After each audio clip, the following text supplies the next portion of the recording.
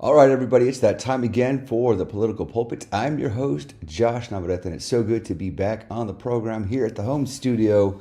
We are going to talk a little bit about Iranians and the freedom that they so dearly want. They're marching in the streets. It's eerily quiet tonight. So something is going on. They are fleeing.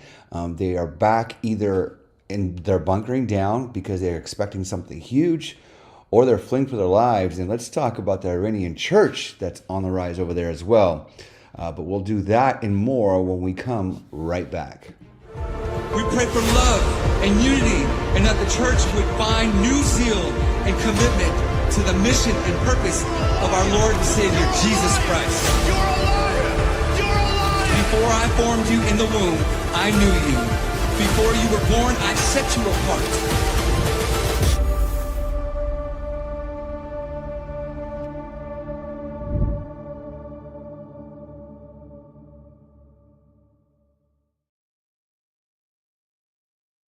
Are in a pinch in coming to you because of what's happening in Iran. It's heating up. We're watching it extremely close. We're trying to figure out what to expect and what even the Bible says about this. I mean, what does it look like according to Scripture when the world is going to potentially go at or into a world war? It's something we don't want to see. I know I don't want to see it because it could be a lot of civil unrest, even in different countries, and yes, even in the United States. Don't get it confused, though, because the civil unrest that we're seeing is just a distraction. This whole thing with ICE, this whole thing that's going on in Minneapolis and other cities, it's just on the news, cycling over and over again. It's extremely frustrating to watch. It's extremely frustrating to see because we know that these are paid actors. It's not just, Kash Patel was saying this today. It's not some sort of it's not some sort of spontaneous riot or spontaneous display of unrest. It's almost as if it's planned and they're being bussed in and shipped in, and somebody's paying for these people to spend the day with the same signs in different cities, making a mess of these particular cities. And then would you believe you have officials calling for fight and resistance against federal agencies? Now, I don't want to get into all that today because what we're seeing is something even greater. And if you're paying attention, what's happening in the world, what happened in Venezuela, that is still not over. There needs to be a different leadership, which is rising. And already there's talk about who that will be and who the president is backing. You know that President Donald Trump and the administration is going to influence at some degree who that is because the Venezuelan people need a chance at freedom. Will they be as free as the United States at some point? I don't know, but they could be a very, very rich country as they were at one point until they were toppled by communism and socialism. And we've seen how that's turned out. Now that they have a chance at good elections, and hopefully it's a free and fair election, then they can have a leadership that would be beneficial to the United States. And yes, you guessed it, it's still about oil. It's important that the oil in Venezuela goes to the right people and energy is funneled the right way. And, the United States must benefit from these things as we should. We should be able to benefit and make some money, right? Why not? Now, I don't know why anybody would be completely anti what America does or benefiting or improving our country, especially all of the tax money that comes out of our pockets anyway. All the print machines that are flying through dollars and $100 bills, and just the printing presses is just continually printing money. And it's not improving our economy because we basically would never be able to pay that money back with just income taxes. How many are tired of being taxed? I know I am. I'm tired of seeing the tax go up in your city and in my city. I'm tired of seeing all the money come from our hard-earned pockets from our own hands, that money going to the federal government, that they get policies passed through Congress, and they just destroy our cities. I'm absolutely tired of it. I don't know if you guys are. But before I continue on, why don't you let us know where you're watching from? We are on the Night Owl broadcast tonight. It's the late night one, and we are going to dive right in on what's happening in the world. Where are you watching us from? Comment, hit the like and share button, hit the subscribe button on YouTube. You can watch us on osn.tv, and we love our platform there because it's an amazing opportunity to share the message of the gospel in different ways. There's encouraging messages, there's prophetic messages, there's this show, and there's so much more. So visit us at osn.tv. And thank you for everybody there that does participate and watch. You can download the app there as well. All right, so let's take a look at what's happening in the world.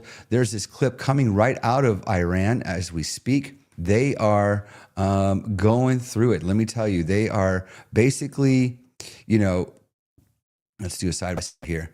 All right. So it goes on to say, federal agents outside the Whipple Federal Building in Minneapolis, Minnesota, warned a crowd of anti-ICE protesters Thursday night that they were standing on federal property and could be identified and arrested. Well, I didn't want to get to this too much, but let's just show you what's going on. There's no warning. But anyways, it's a lot of that nonsense that we basically can't stand, right? We can't stand all the stuff that's happening. And to me, it's just a big distraction. If you guys are paying attention, it's a ridiculous distraction, and it's super, super frustrating. All right, let's go. Here's some more of that riots. And breaking counter-protesters jumped by anti-ICE demonstrators in Minneapolis. Here we go. Look at this. What a mess. What a mess. Oh my gosh. Where are the police? Just got kicked in the face. Where are the police? Somebody help this man. It's unbelievable what is happening. All right, let's move on. We have bombshell sources say $700 million in cash was flown out of Minneapolis airport in 2 years. That is 100 times more cash than what is moved out of JFK. We all saw Nick Shirley. Now he's being covered by, the Fox News station here. So let's take a look. Get out! Get out! Get out! Get out! Sir, get out! Just answer the question. No! Just answer the question. No, get out! Leave! Sir, just answer the question. Hey, don't touch me. You touch me. This man, you guys got to protect this man because he is doing the work of the people. Now, if nobody's actually prosecuted and things aren't proven, it's just, that's a shame. Now, it's not just fraud and corruption goes so deep, and you just never know who's behind it. I suspect that these people, the Somalian community, are not the originators of this fraud. They are pawns to this fraud, and they're being used, and basically their communities being abused where they think they're being blessed and probably made instant millionaires through this program. Eventually, if there is fraud, they're the ones that are going to get arrested. But who are the ones behind the scenes? Who are the ones that are making all this happen? That's really the real question in my eyes. So I would be careful with that and what you think of all that, because it could come crashing down in an instant. All right, so I'm going to continue on here with this. Okay, let's get into the Department of War just released the hardest threat of all time as they warn our enemies about FAFO with the United States as Chief Keef Love Sosa instrumental plays in the playground. This is just a video showing what that looks like and the strength of our military. You got to love the strength of the United States of America. Take a look. Should our enemies choose foolishly to challenge us, they will be crushed by the violence, precision, and ferocity of the War Department. In other words, to our enemies, FAFO.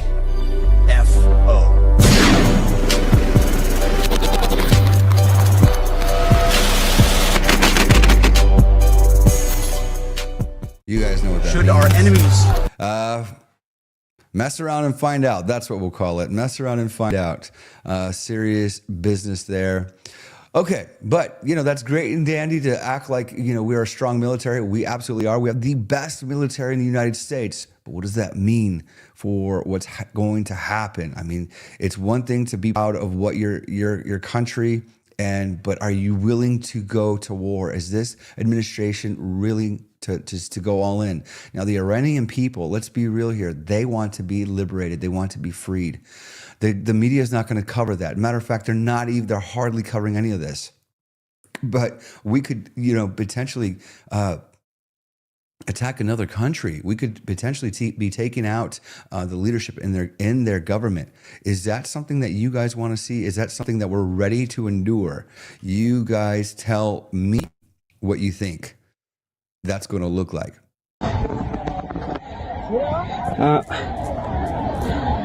They are fleeing. They're hiding. They're getting ready for something to happen in that region. This is a big deal.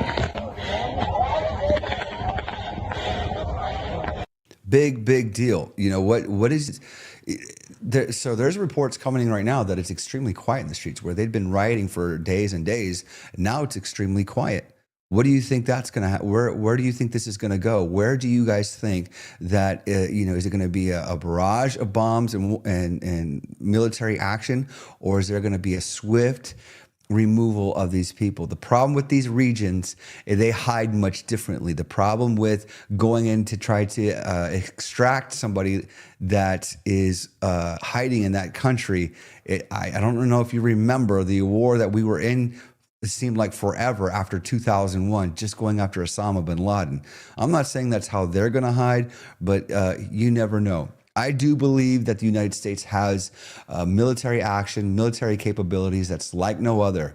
Probably going to use weaponry that's not traditional. There's reports coming out of Venezuela that these people that got pulverized were hit by something they couldn't even see. And they didn't see it. They were hit by it. They fell to the ground. And our U.S. military moved in, took out who we needed, Maduro, and did it quietly, efficiently, and no U.S. soldiers, as far as I know, and as far as we can say, have been injured or actually killed. And that's an amazing thing. And that just shows you the strength of an American military and the power that the president has. While we're technically all sleeping, this is something that is happening overnight. You know what I mean? Like it's pretty crazy. Iran says it's got a hypersonic missile locked on 8 Israeli targets. So there's this threat too. If the United States goes in, removes their leadership, topples the government, are there defectors that can push the red button or whatever buttons they have, green, I guess, and start launching these missiles? That's their threat, that they are pointing their missiles at 8 Israeli sites. Take a look at this. This is from, let's see, who's this? Mario Nafal. Iran says it's got hypersonic missiles locked on 8 Israeli targets. Unverified reports from Iranian intel claim that IRGC may deploy hypersonic missiles aimed straight at Israeli air bases and military sites. While that hasn't been confirmed, the mass use of hypersonic missiles causes enough concern as they are hard to intercept due to speed and maneuverability. So there you have it. If it's true, this situation is one bad situation. If you think about it, this could be something that, if you think about it, this could be something that is catastrophic, world war-like. Right? This is like a big deal because then you have allies that of obviously the Israel nation, the U.S., and then allies to Iran like China, Russia. The list goes on, right? The list goes on, and it's a scary thought. It's a scary thought to think that at any given moment you could have a all-out world war. I don't know about you, but if God is going to come, could it come after World War III? This is some of the stuff that could happen in an instant, and we should all be concerned.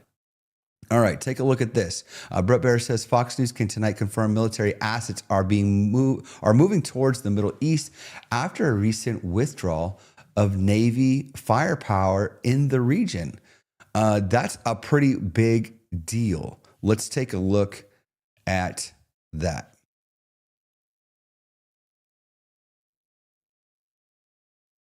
Fox News tonight can confirm military assets are moving toward the Middle East after a recent withdrawal of Navy firepower in the region.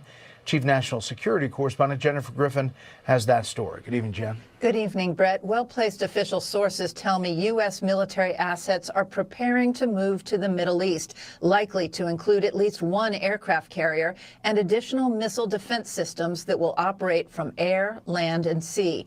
Iranian state media posted tonight a message to President Trump. You hit, we hit. The U.S. military had presented strike options for President Trump to consider, but could not guarantee the regime would be overthrown. The president reportedly wanted assurances that any military action would be swift, decisive, and not lead to a wider war in the Middle East. The U.S. military posture in the Middle East was not ready for a decisive strike. It had no aircraft carrier in the Middle East for the first time in years because the Pentagon ordered the USS Ford to the Caribbean. Just 3 destroyers and 3 littoral combat ships were in the Middle East as of Wednesday, half the number of U.S. warships currently stationed in the Caribbean near Venezuela. Any aircraft carrier would take 1 to 2 weeks to get to the Middle East. The U.S. also removed some of its anti-missile batteries out of the Middle East following last summer's strike on Iran's nuclear sites. Those could soon be returning. As for what the U.S. military options look like, experts say the president still has a lot of firepower in the Middle East, including an Ohio-class submarine capable of firing up to 154 Tomahawk missiles. Regime targets could include missile production and storage sites, oil refineries key to their economy, or some of the leaders themselves. How Israel decapitated Hezbollah. The Israelis use cyber attacks to bring leadership together so that they could bomb and kill the leadership. So there are multiple tools that can be used in different ways to cause these very same kinds of problems to this regime. Today, the State Department announced new sanctions on Fardis prison, where many female political prisoners are held. Ali Larijani, head of the Supreme Council for National Security, and 18 individuals or entities linked to a shadow banking network involved in laundering the regime's oil revenues. Brett? There you have it, guys. It's looking like, so first of all, there's a lot of firepower towards the Caribbean, and it would take a few weeks to come back, come north and go east. But there's still a lot of firepower and still several options for the president. Is he going to take action? That's the question. That's the big, big question. I'll tell you this. There is a cry for freedom in the Middle East. There is a cry for the Iranian people who want to be freed. To the people of Iran, when you believe you have reached the end of your strength, go one step further. History shows that the regimes often appear strongest just before they break.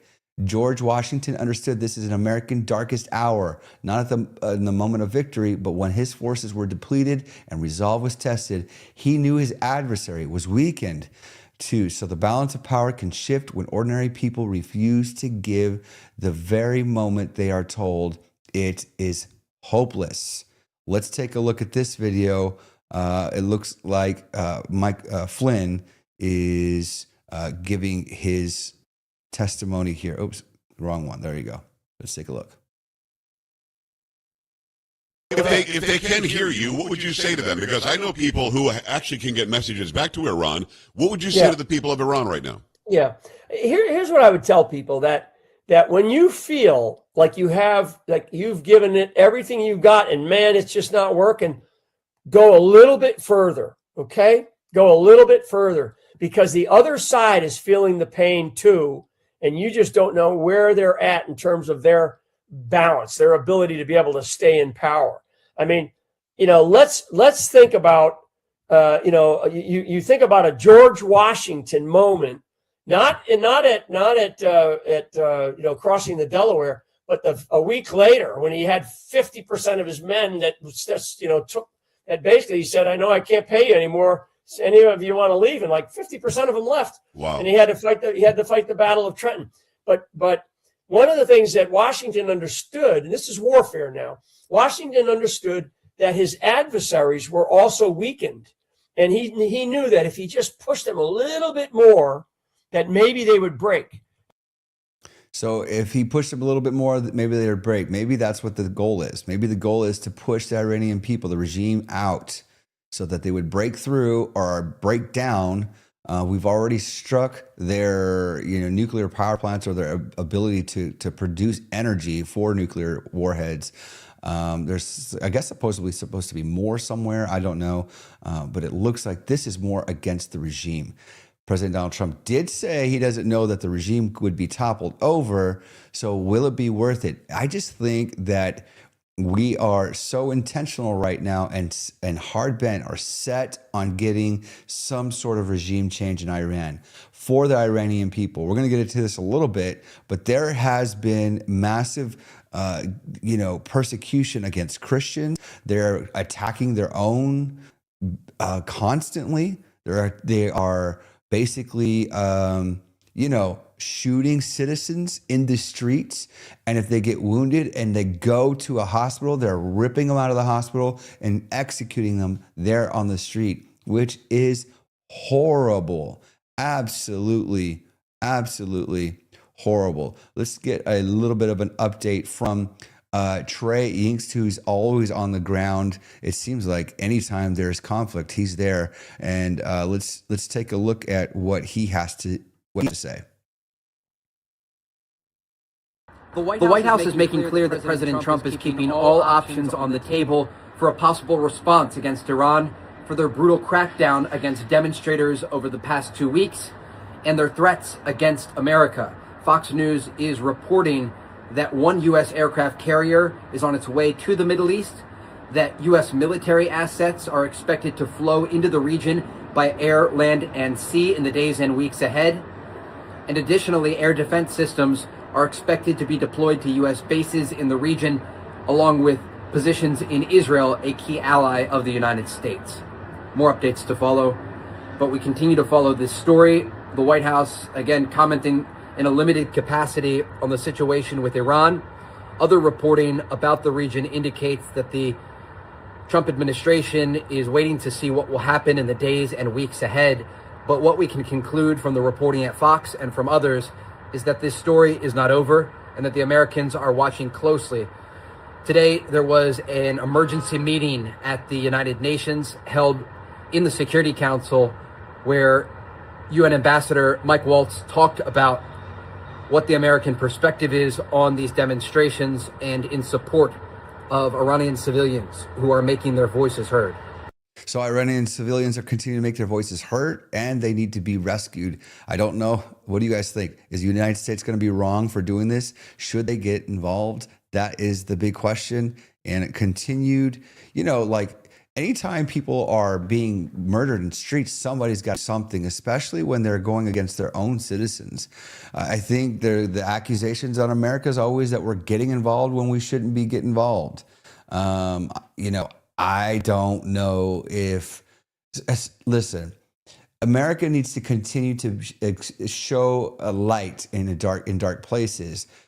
We also still need to stay the superpower. People, I don't know where this whole thing is coming from, where it's like we can't really rule the world. I don't think we're going to take over the world, but we still need to be. I want to be the strongest nation in the world. I want to live in the most freest nation in the world. I want to be in the most blessed, financially stable, free markets. That's the American way, right? And people fled to this country to live the American dream. Why wouldn't we want to continue to be a strong nation? Yes, thank you, Alpha 2 and Omega. Jesus is King. And Daniel and Robin, welcome to the program. It's good to see you here on the late night program with us. Okay, so let's get back to some of what else is happening on X. We have a Syrian girl lays out how the conflict between Iran and U.S.-backed Israeli could escalate to a global war. Let's take a look at what they're saying here. But it's the Democrats with the globalists doing it here. So everybody's trying to regime change everybody.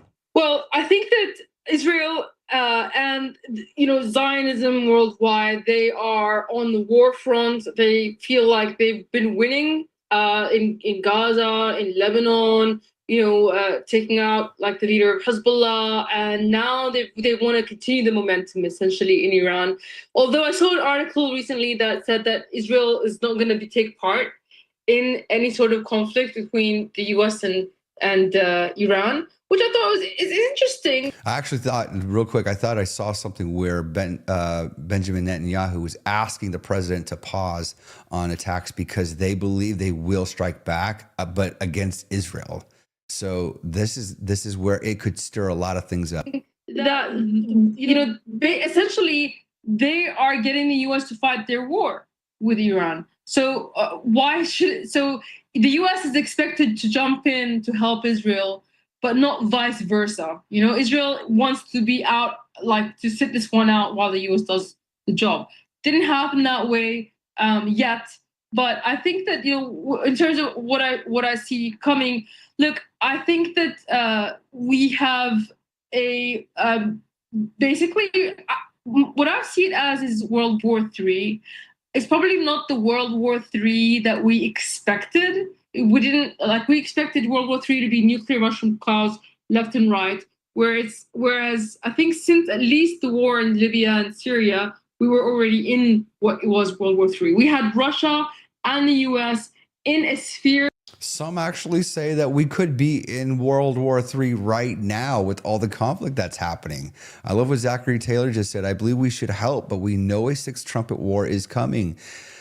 So I wonder if our strike won't be the start of something. That is we kind of thought that when they were going after the nuclear sites, that maybe this is really going to stir things up. But imagine, guys, a regime change. My goodness, that would be insanity, because now you have NATO really, really putting the pressure on. Now you have that alliance really coming after the US.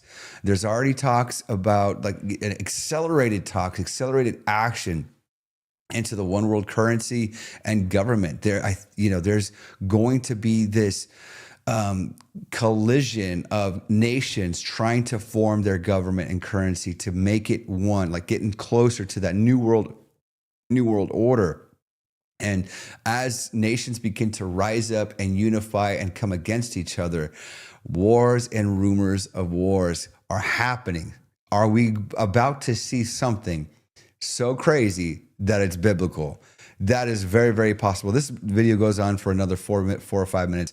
We'll just pass on through. I do want to show you guys this video. I thought it was key. Something that we need to pay attention to is the churches in Iran. There are churches in Iran, and they're rising up. There's videos of them singing praises to God. Like that is absolutely amazing, guys. Like that's what we need. That's what we need to see, right? That's what we need to experience. Revival in every city, revival in every nation. Let's take a look. I do have to address what all's happened this week, because a lot of pastors are afraid to tell you that Iran is trying to be set free. And we got to celebrate that. The body of Jesus, the Persian church, is arising in a tremendous way, and we must stand with them. Since the absurdity of the presidency of Jimmy Carter, we have had the biggest mess over there in the whole world, and how the church has been persecuted is unbelievable. With that said, the Iranian church has been the fastest growing church on the planet Earth for decades. And I just want to speak to the Muslims that are running that nation. Let God's people go in Jesus' name. Come on. Set them free. That is beautifully said. I do have to address what all's happened. That. Set them free. Let them go. It's time. They're rising up. Zachary's already, he's right on this. If I can't say this guy's name, by the way, Khamenei, whatever, really feels he's done for, he will use every military option possible on his way out. Imagine knowing the U.S. is coming and you just got to push that button. Because you're done for. By the way, they think that they're going to go to this beautiful heaven and have many, many wives. It's like 72 wives or something crazy like that. So it's like, hey, I'm going to let it all fly. That could be a massive, massive display of chaos. And, but yeah, back to the church. The revival can't stop what's happening in Iran. There's got to be a reason. There's got to be something that God is doing in the region that's disrupting the norm, which was so suppressive, so evil and antichrist against the people of Iran. And could it be that the prayers of the Iranian church are delivering the people as we speak? Imagine. People of God, you can pray and believe and move mountains and even nations. Your prayers can topple an entire government. Is that what we're seeing? Are we seeing something so biblical, so amazing that people will be set free and available and have the ability to worship God, the God of the Bible, Jesus Christ? That would be, oh man, it would be so amazing. It would be so good to see them liberated and being able to worship. For they're already in the streets singing praises to God. And we're not talking about Allah, we're talking about Jesus Christ. That's what this is all about. And I don't mean to get back into the negativity, but there are reports that Iran did not stop killing protesters even after they were commanded to stop it. They continue to terrorize everyone into staying even in their own homes. Sources in Tehran tell the Post that the streets are flooded with tanks and trucks full of machine gunners. Let's take a look. This is a terrible sight to see, and I'm really sorry if you guys are young and you're watching this, but the truth is what's happening overseas out in Iran is catastrophic. The protests stopped because people are too afraid to step outside now, or they're fleeing the nation, and not because the regime showed mercy, by the way. There are no protests anymore because of mass killings. That means they're just spraying the crowds. And with 12,000 dead, think about that, 12,000 dead at the hands of your own government. Come on now, that's terrible. People are terrified. Families are being told to collect their relatives' bodies or they'll be dumped in mass graves. Trump said yesterday the killing stopped, but the killing stopped because the streets are occupied by men with machine guns. This is from the New York Post, you guys. We need to pray that Iran is freed, and we refuse to be silent about that. While the mainstream media is talking about ICE and all these riots, and really, it's a small group of people, and the camera just amplifies it and just keeps shoving it down your throats and just on the doom scroll. That's all you see. But yet you got body bags of people, of Christians, of people, just wanting their voices to be heard, and families being torn apart because the government, the regime, is tearing them down. This is why these people need to be liberated. Let's keep going. Here's a site. It says breaking Iran Wednesday on January 14th. Footage from yesterday in the city of Lordegan. We can see hundreds of bullet casings all over the ground. It's a war zone. They're even saying death to you, Khamenei. Somebody help me with that name because I cannot figure it out for some reason. They're not trying to hide their crimes anymore. They want us to share this with the world. Look at just casings everywhere. Throughout the streets, that's how much they're shooting at people. Nonstop, a barrage of bullets, just freely attacking their citizens. And even though there aren't people in the streets, there's evidence of the wars and crimes against humanity. Completely devastating. Makes me so angry. All right, let's take a look at Ted Cruz. He's talking to the Iranian people. He's saying, free Iran. Let's go. I want to talk directly to the people of Iran who are standing up, who are demonstrating incredible bravery, standing against the Ayatollah and the mullahs, standing for freedom. Thank you for your courage. You need to know America stands with you. America stands with your fight, and President Trump has your backs. You are in our prayers. We are standing with you, and these tyrants will fall due to your incredible bravery. God bless you. Okay, when you got a member of, you got a senator saying these tyrants will fall, that is strength. That's American strength. And they're talking about it like this for a reason. Thank you, Zachary. pronounced like Khamenei. Khamenei. Anyways, we might not be saying that name very often after this, because it could really go down, like maybe tonight while we're sleeping, maybe tomorrow, who knows. All right, let's keep going. So Bridget Gabriel, if President Trump does not take Greenland, China and Russia will. China and Russia do not fear NATO. They fear a President Trump led by the United States. I'm not sure why this is so small, but we'll just go for it. Russia is right. He will stay aggressive on his plan for Greenland, and he will probably get Greenland at the end of the day, because Greenland is a strategic location for the defense of the United States and the Western Hemisphere and the Arctic Circle. Remember, Russia is right across from Greenland. When you look at the Russian submarine, the Russian Alcatraz, basically, of military, it's facing directly towards Greenland. We already know that there are Chinese ships, Russian ships, right across from Greenland, and President Trump is correct. If we do not take it, they will take it. And the reason why we want to take it, it's not because of the resources in Greenland, but for the military defense of our countries and the stability of the world. NATO without America is nothing. NATO cannot defend itself. NATO does not stand without the United States. China and Russia do not fear NATO. They could care less about what the European leaders are saying, Britain and France, etc. They have no power without the United States. That's so true. I love that she's saying that. They don't follow any of the rules anyway. They beat to the sound of their own drum, however that goes. That's all they do, is they create their own rules and they break the international rules. But anytime the U.S. does something, and what drives me crazy is you got American citizens crying and just saying, how could we? And why don't we, stay part of the WHO or whatever that nonsense is? If we don't take Greenland, it's clear. China and Russia will. And now we got neighbors. Imagine those types of neighbors. Imagine what that could do to the U.S.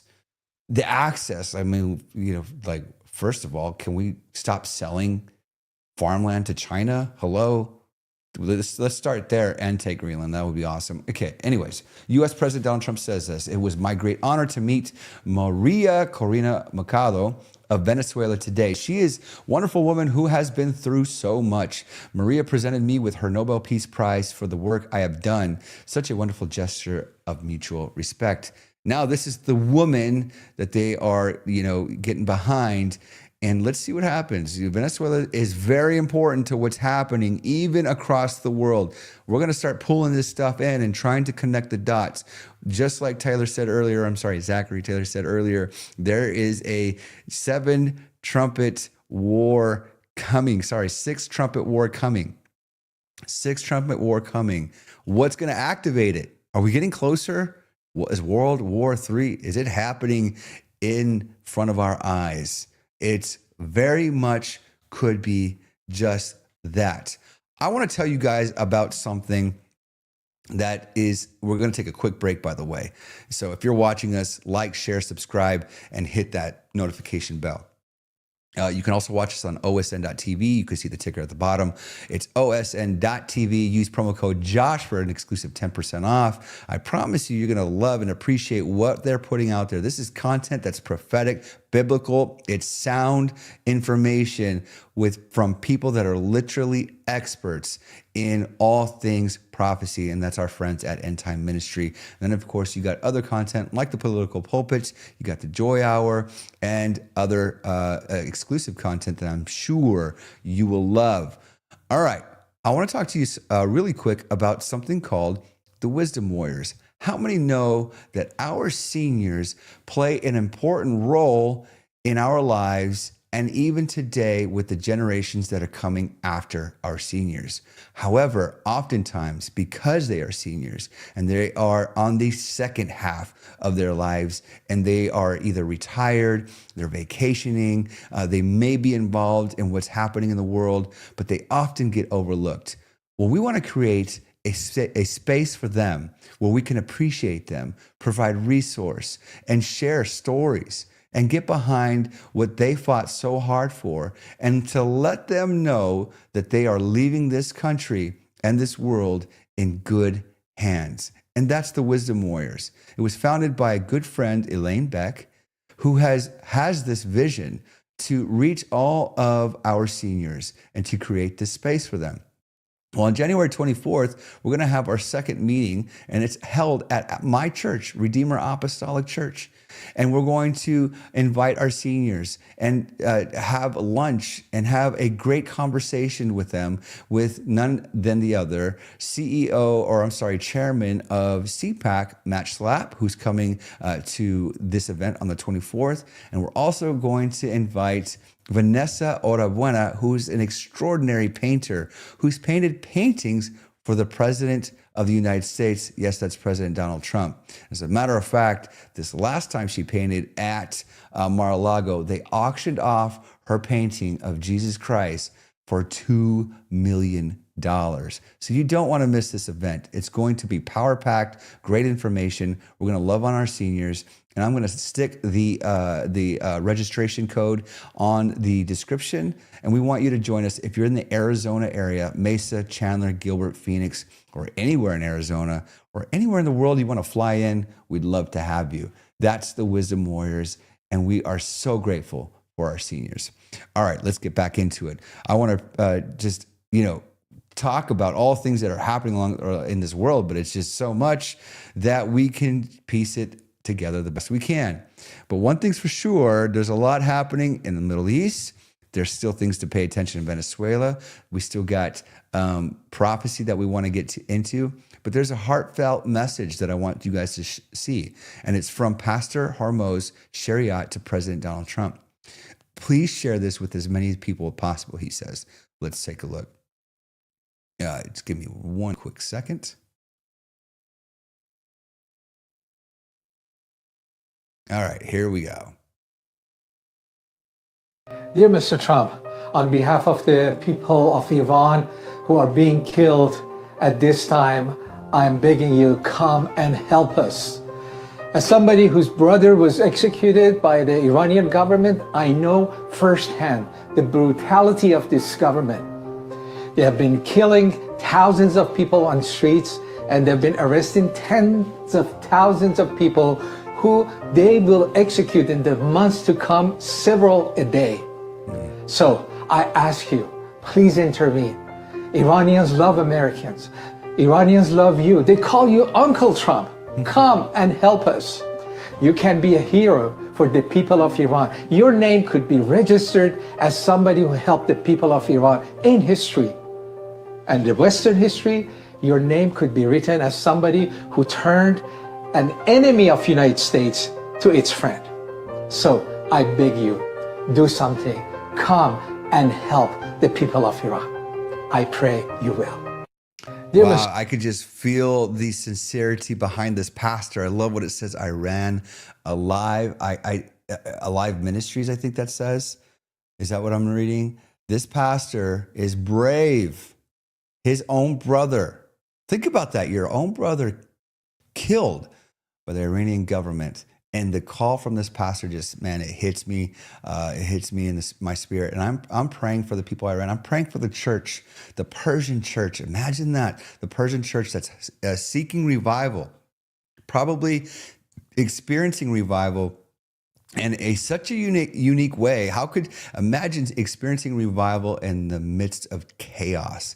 It's like the story of John the Revelator. When I think about it, when he's on the island of Patmos, he was meant to die there, but he didn't. And the moment that he actually laid as if he was dead, it was because he saw the face of Jesus, his hair white, fire in his eyes. He's seeing the beloved man that he loved so much from years ago, where he laid his head on his chest in love with Jesus Christ, knowing that he would ultimately die. And then in his old age, as God gives him a vision and visits him, he finally sees his beloved. And he's renewed. He's in a different form now. He's God Almighty with fire in his eyes.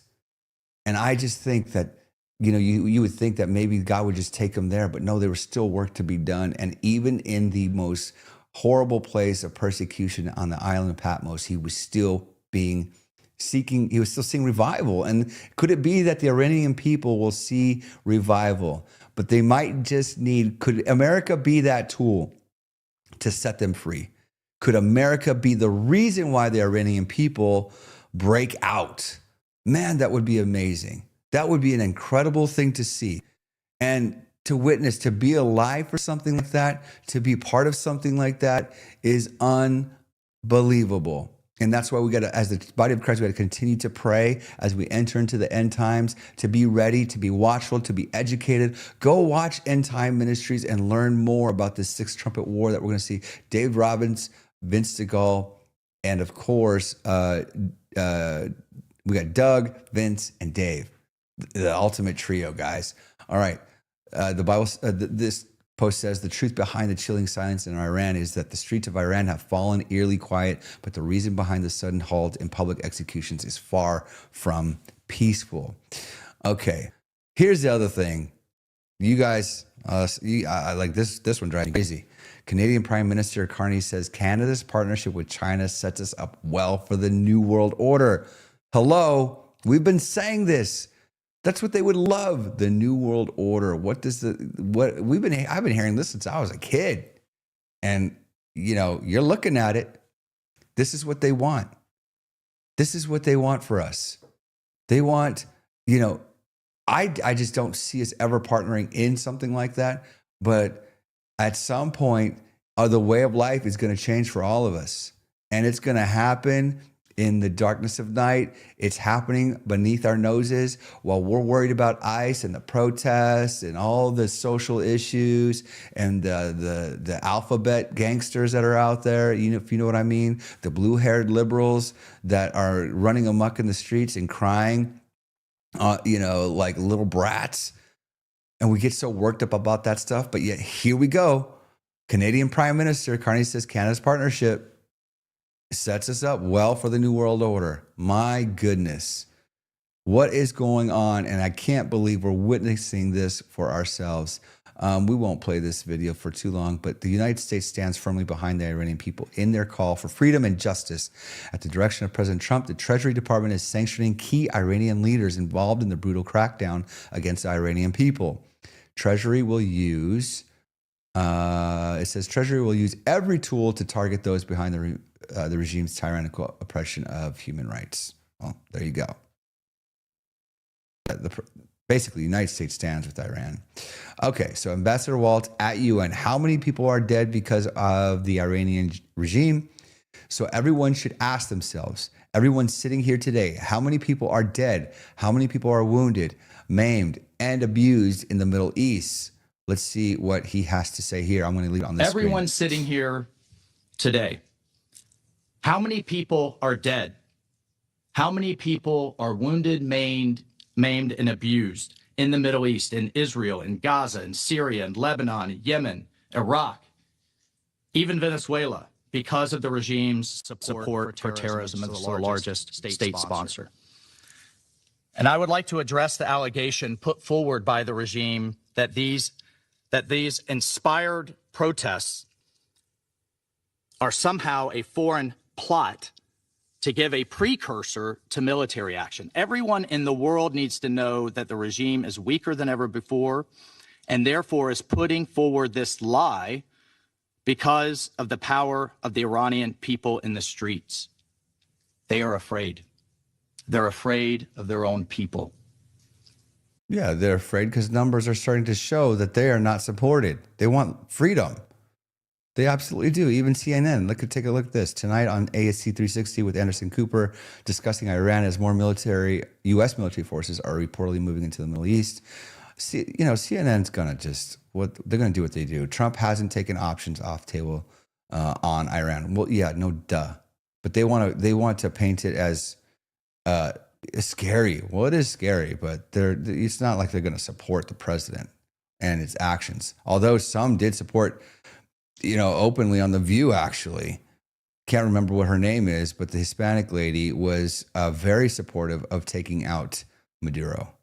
I'm thinking I was serving in the Trump administration when he did his first military operation in the Middle East, in Syria, in 2017. Bashar al-Assad had used chemical weapons against his own people. President Trump fired 59 Tomahawk missiles at the air base where that strike had taken place. Kind of a one and done. Iran is very different, and being in the planning of this in the Situation Room, the nomenclature is turns.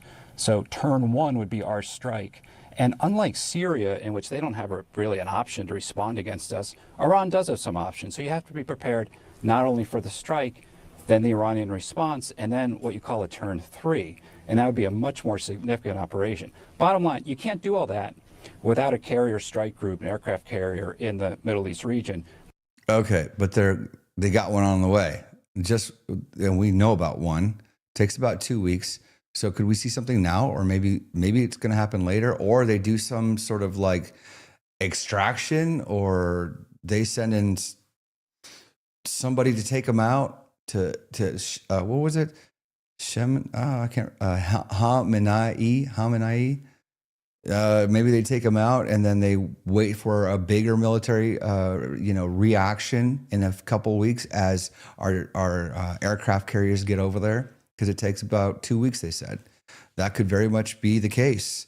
That could very much be the case where they take them out first, and then only then.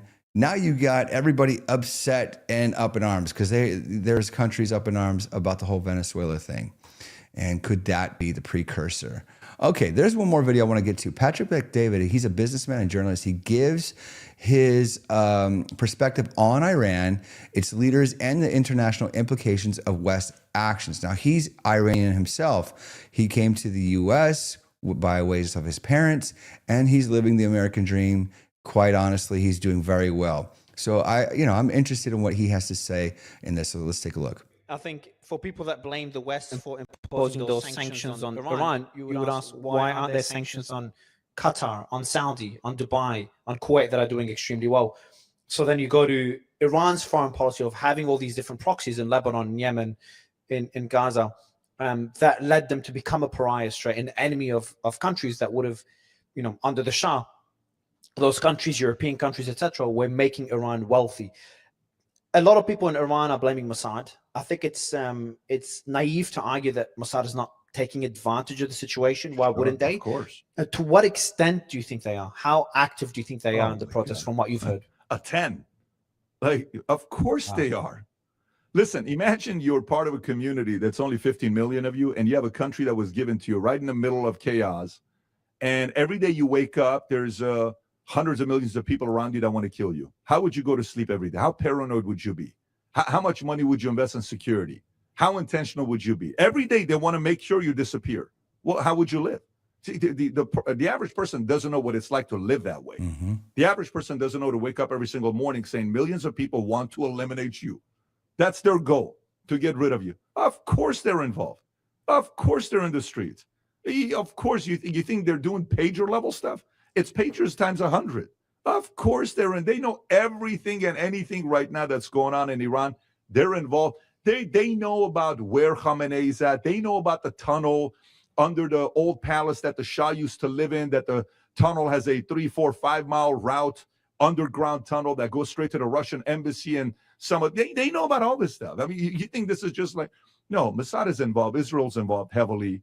What's funny is that there's some talks, the fact that they don't want to be participating in the attack. But again, remember this. What is the greatest gift of, if you've ever seen a movie, The Usual Suspects, right?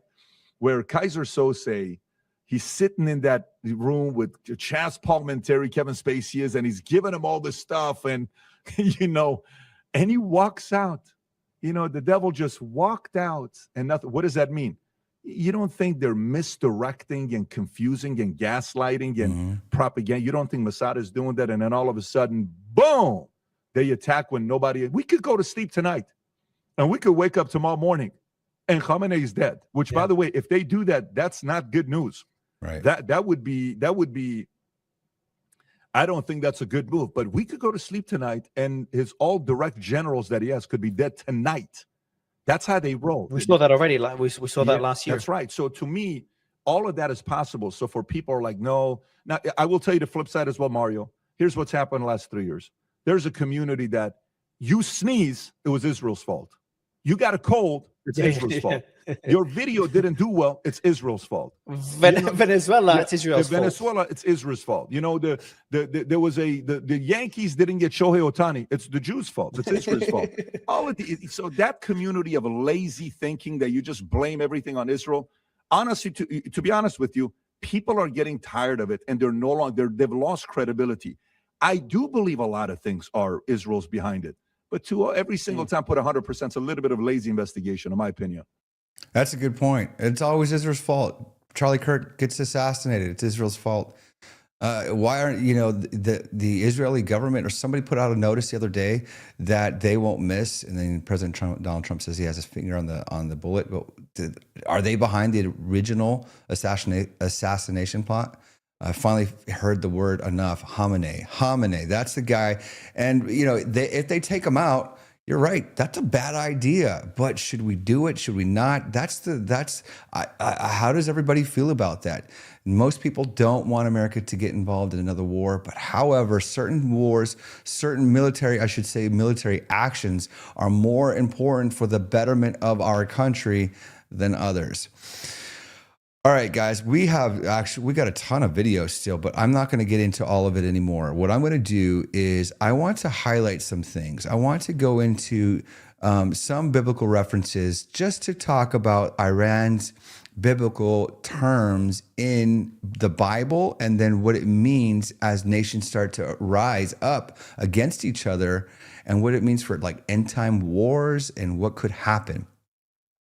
So in scripture, by the way, modern day Iran corresponds to ancient Persia. So you guys got to know this, that when we talk about Iran, we're talking about ancient Persia and Elam. Nations repeatedly mentioned in the Old Testament. They were always mentioned in the Old Testament. It was a major world power that played a role in Israel's history. So Cyrus the Great, we've heard Cyrus a lot in recent days, allowing the Jewish people to return after their exile. There's Jeremiah, who prophesied specifically about Elam. Jeremiah 49:34 through 39. God declares judgment on ancient Persia.